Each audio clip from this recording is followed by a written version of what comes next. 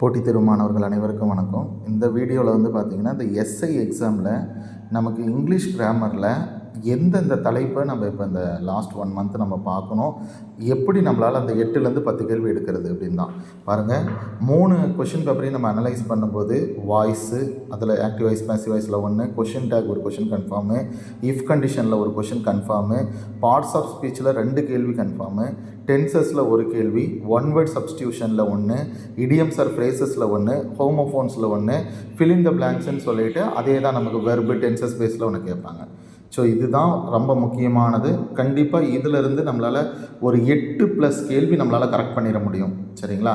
அது மிஸ் ஆகுது அப்படின்னும் போது தான் நமக்கு இந்த reported speech, synonyms antonyms, correct sentence, singular plural, prepositional phrase இதெல்லாம் வரும். ஸோ இதுதான் expected question area of TNUSRB SI.